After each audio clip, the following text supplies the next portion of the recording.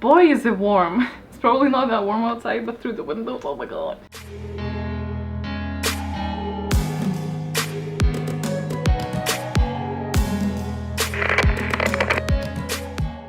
I think it's really important to speak about the books that you didn't like as well as the books that you really loved.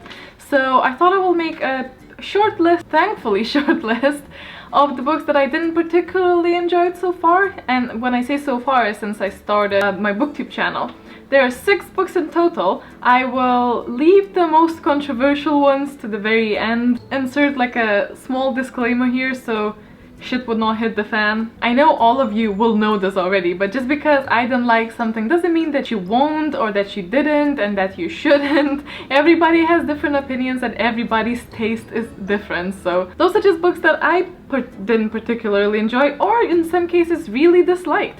And yeah, I have 6 of them, so let's get into it. First is actually a graphic novel and it's Paper Girls. I think I already mentioned this, but oh my god. So the artwork was really pretty, but that was the only good thing about that novel, because even from like page 3 I already knew where this was going, and that's just so sad because in the graphic novel you need, you know, suspense. I really didn't enjoy it. I think it was trying too hard, and I feel like a lot of the books on the list were trying too hard. I can't read it, it ruins, I don't know, like the girls were like 12 years old in this graphic novel and they were acting as if like they were, I didn't like that one.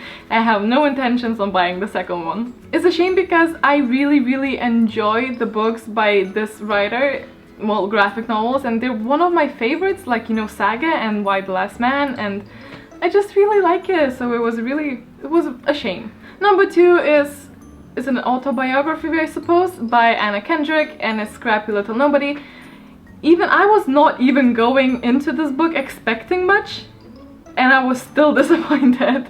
I feel like if you're a massive fan of hers, then you will probably enjoy it, and the audiobook was read by hers, which was a nice touch, but it was just so nothing special. Like, I'm really sorry, but it was not even as funny as I expected it to be. There were bits where I would giggle, but I would just giggle inside my head, you know, it was that sort of giggle, like not worth vocalizing type of giggle.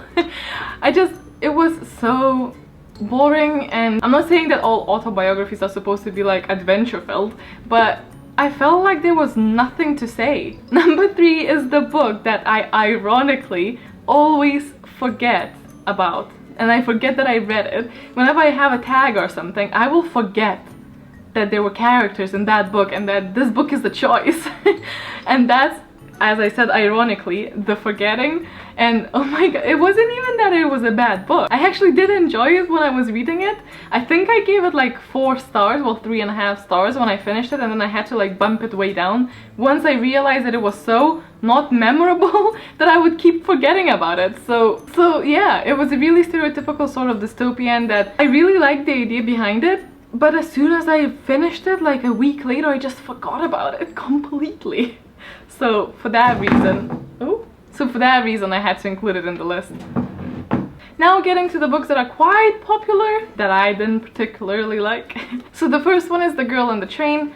I went in that one expecting something Gone Girlish, because, now to be fair, I haven't read that, but I've seen the movie and I loved it, and I know like usually the book is better than the movie. So I really did enjoy it, but since I've seen the movie of The Gone Girl, I didn't want to read the book because I've already seen the movie. But I thought, oh, you know what, everybody says that The Girl on the Train is sort of similar and they were always put like together. And again, I feel like it was trying too hard, and even though I think I would have enjoyed that book much more, provided that I didn't know what was happening, because it was so stretched out. I've known what are the missing pieces from the puzzle from like definitely within the first 50 pages, and I'm just like, and they kept treating this as if like nobody knows what's going on, and they kept like putting hints at it, and like, you know how you solve the puzzle like bits by bits, because it was supposed to be like a thriller sort of thing, but I already knew what was happening. I already knew who did what, and it just what was the point of that book? Do you know what I mean? It was just silly. Now the next one I've mentioned before, and I know a lot of people love so deeply, and it's Shadow and Bone by Leigh Bardugo. I didn't like the writing. I didn't like that it said that it's based on Russian folklore, when really it was just the names that were made to sound Russian and some drinks, and it just did nothing to me. It was just so false, and again I felt like it was trying too hard, and the writing is really mediocre, and the main character was so frustratingly stereotypical YA character that I couldn't stand it. And I'm really sorry if you're a massive fan of this, and I'm happy that you are. I was really sad and disappointed not to be, because now I'm afraid of Six of Crows, because the whole reason I got this, because people said that I should start with the Grisha trilogy to lead me to the Six of Crows, because I was so excited to read Six of Crows, and now I still haven't, because there's no way I'm gonna continue with the Grisha trilogy.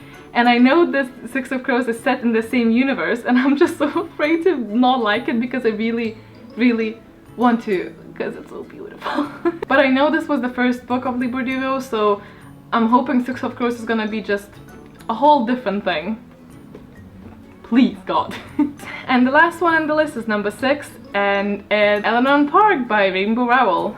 Where do I even start in here?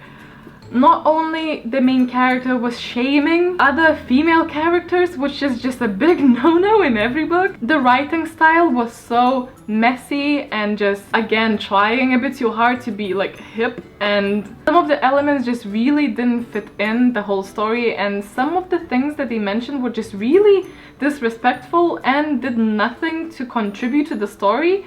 There were definitely bits that I did like, and perspectives that I did enjoy, but there were so many it was just, I honestly just do not get the hype around this book. I just don't. So those were my opinions. Please don't butcher me for those, and I would really seriously would love to know what were the books that were completely a miss for you, and I'm really interested to see.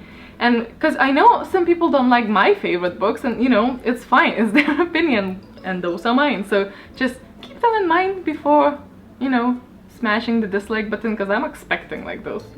Hope you enjoyed it, and hope you have a wonderful day. Give it a thumbs up if you liked it, subscribe if you want to see whatever this is, and I will see you very soon. Bye!